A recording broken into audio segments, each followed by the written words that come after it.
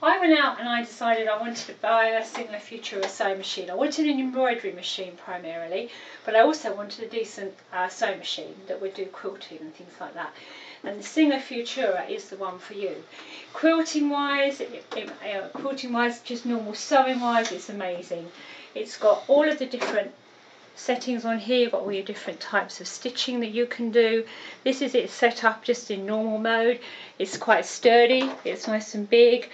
This moves up and down to allow you to take different thicknesses through, therefore it's nice and easy, nice machine, lovely.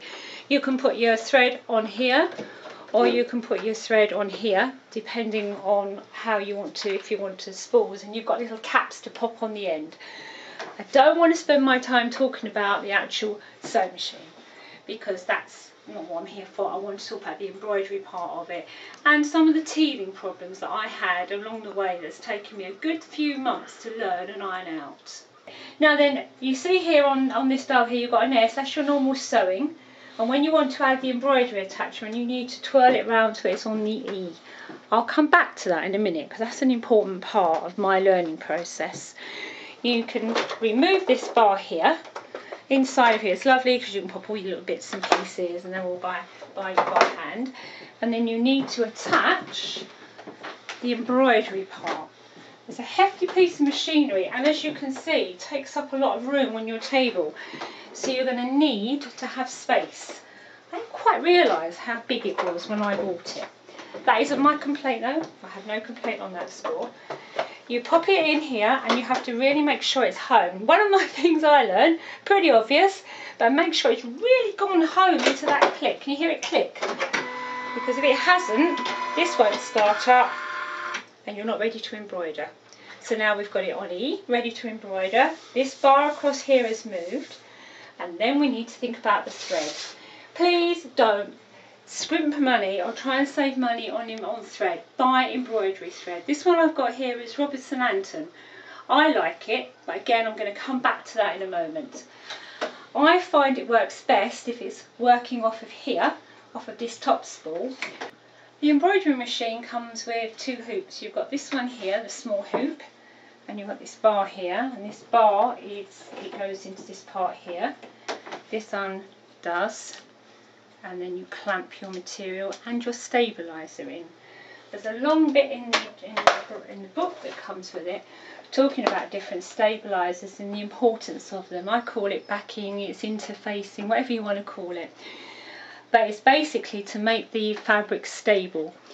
And you've got different, as you probably know, you've got different thicknesses of stabiliser. If you don't have the correct stabiliser, as I found out when I was doing this sort of thing happens. So you're halfway through a project, you've gone out and bought your lovely bib, and you've got halfway through, and then you've got a whacking great big hole in the middle of it because it's it's nested underneath. And I realised, although I felt this was quite thick enough, and I pulled it really tight across the hoop, this hoop here, because it's a jersey and it's bouncy, and I'd even considered the needle. I changed the needle because there's a big thing in there about the needle. So the point I'm making is make sure you have the right needle with the right fabric and the right stabiliser and the correct thread. Have embroidery thread, otherwise it just continues to snap as it goes through. Here I've got the large hoop, and this you have to, again, you've got a top which goes on the top, and this clips in here. So on here I'm going to show you how I pop it in.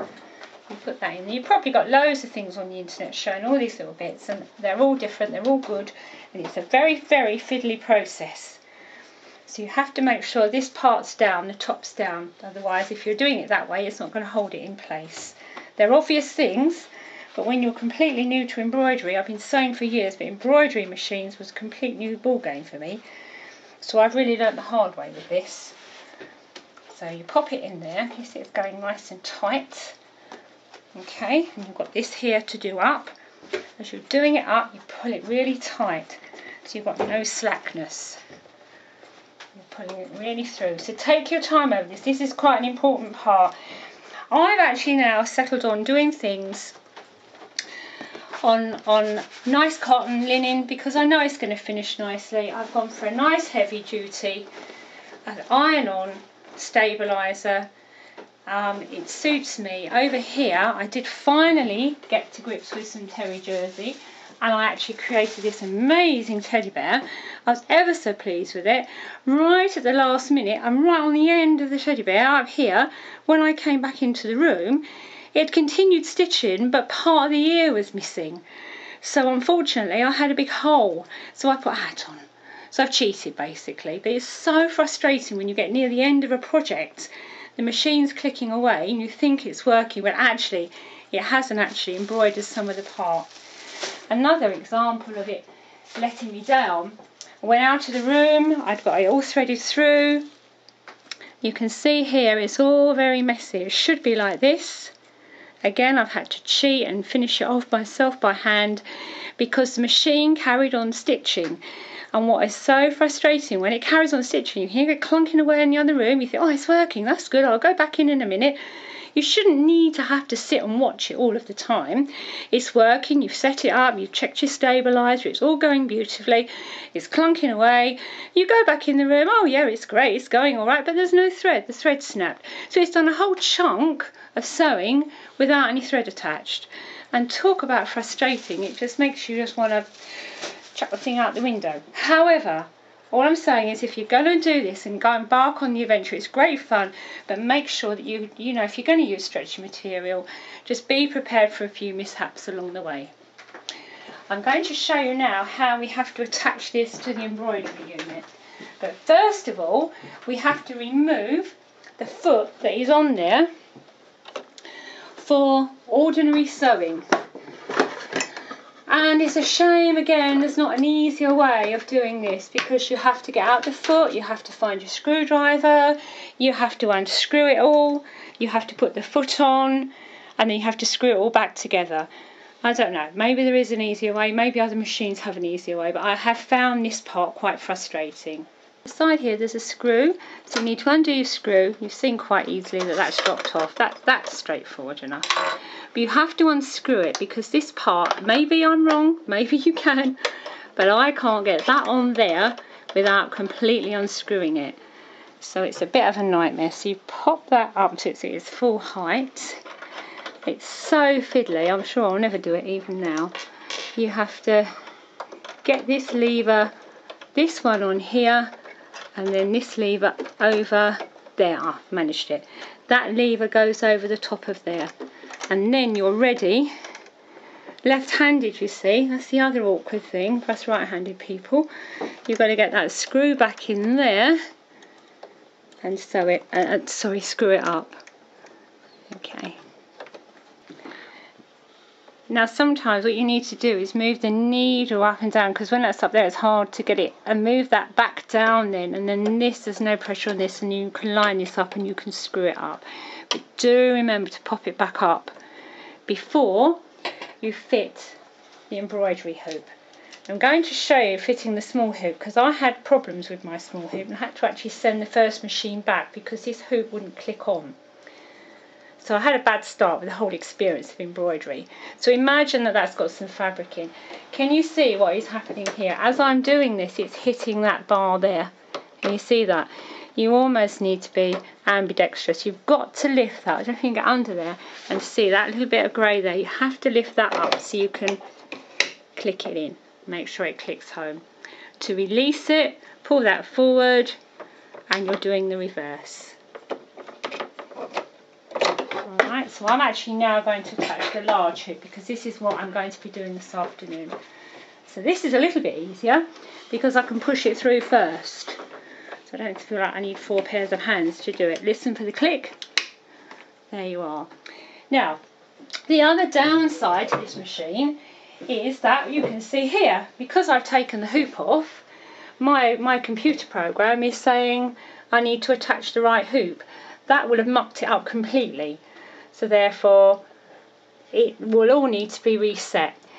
The other downside to this machine is that you have to have the computer lead. Right, it's just a normal USB. It goes into the side of the machine. All of that's straightforward. You don't need me to tell you all of that. It's quite straightforward.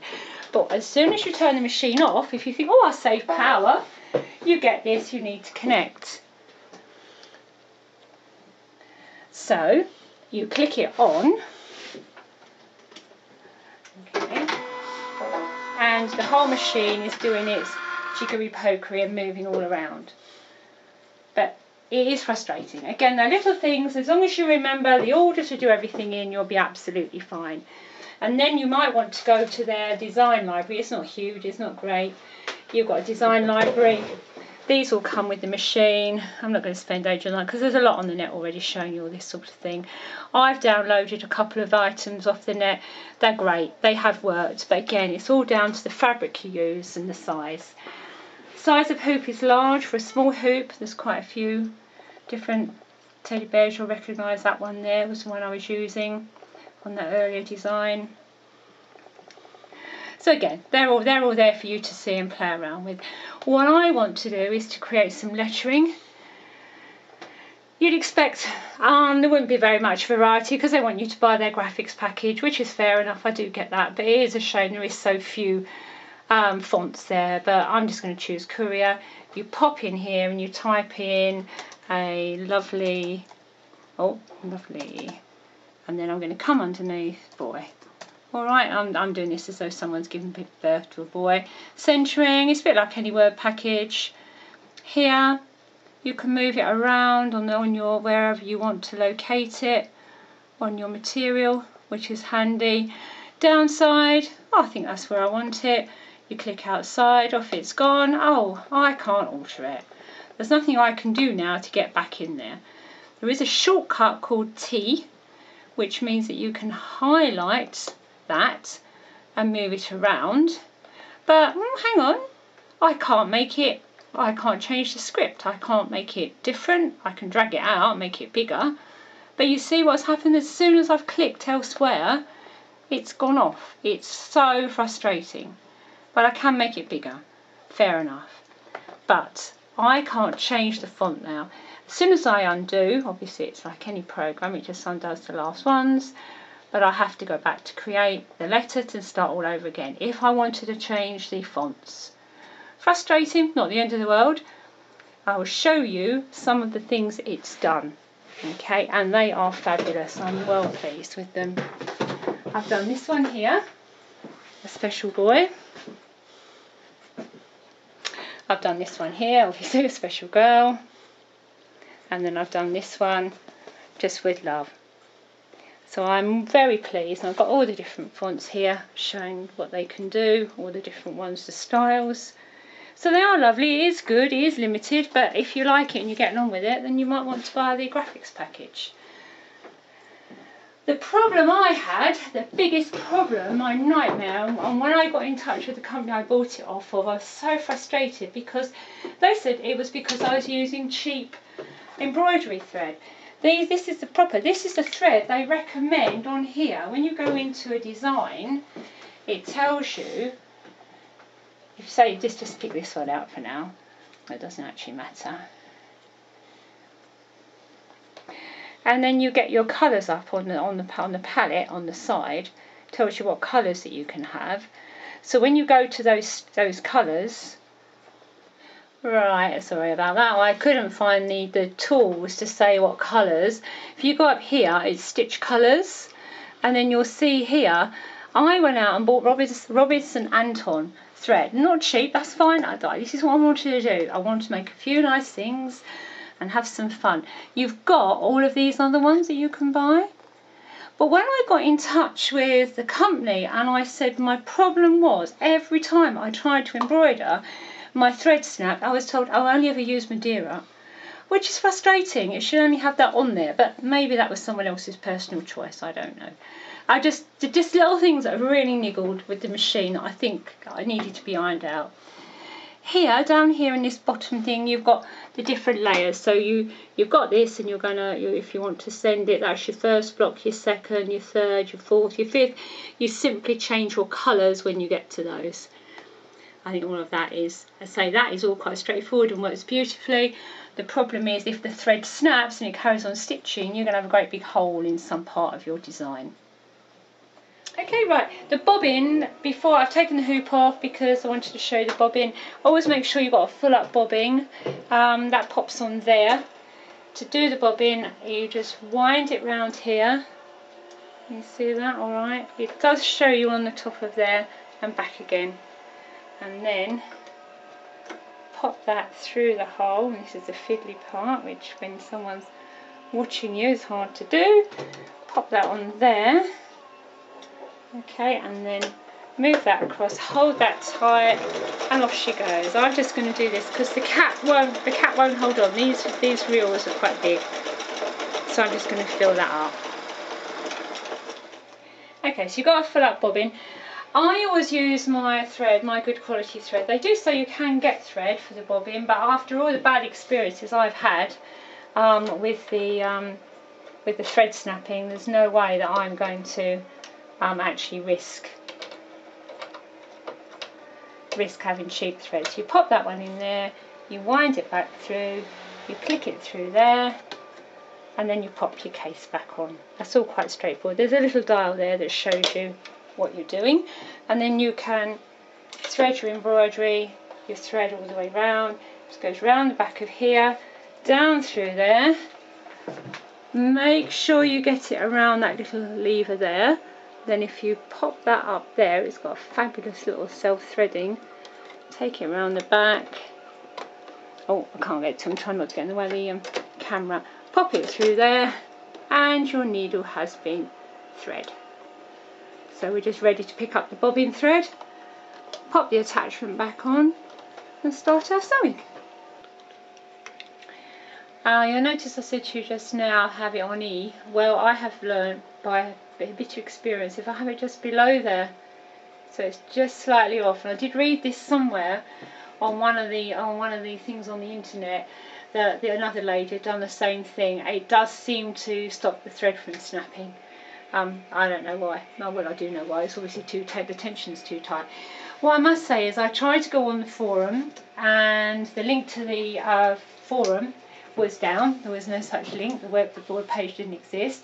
I tried to email Singer directly, and I came up with the UK, and I tried to email, and all the email information, it wouldn't take it, and I tried to submit and it wouldn't have it. So unfortunately, all of the things, all these little niggly questions you want to ask someone, you can't actually get hold of Singer. There's no blog.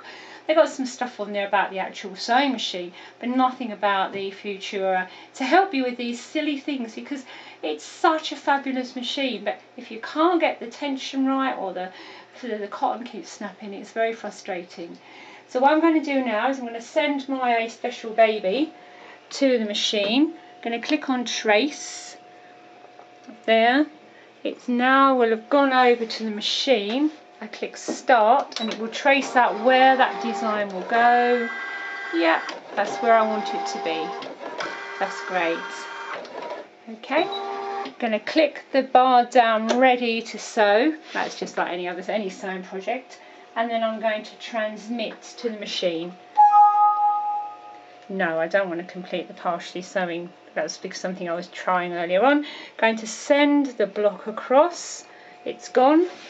There's your block down there, and then you just push start, and it does the middle bit, and that's exactly what's happened. That is exactly my problem. Having put in really expensive thread, I know this is the right, and I've done 4 or 5 of these, the thread's gone. Now there you are, exactly. And then you get this breakage of thread is detected. So now you have to abort everything. If you've gone further than just 3 or 4 little stitches, you've ruined your whole work. Okay, what I've got to do now is exit the machine. You can see that down there in that corner. I've exited, and it said, do I want to end this current transmission? Yes, because if you don't, you're going to end up with that carrying on where you left off. And these are all the little niggles that make it really hard to complete any design. Okay, I've sent the block. I've sent the block again. I'm now going to push start. Let's see if we're going to be lucky this time. Yes, it's working. Now I don't understand that. That is just, I'm obviously not getting the hang of this at all. I've used these threads over and over again. I've used the tensions correct. I've changed the E up here. I've done everything the same. This is the same materials I've used, the same backing, and it broke. The thread broke just now. Now it's sewing. There we are. There he is, the Singer Futura. It's very noisy. You can imagine going off into the other room and getting on with some work, thinking, oh, I can hear it clicking away, to come in and find the thread's broken halfway through your project and you've ruined yet another piece of material. I've ruined a skirt, I've ruined various baby items, but that's neither here nor there. I'm sure I will get the hang of it. Cracking machine, but I think there's a few things need ironing out first. Thank you for watching.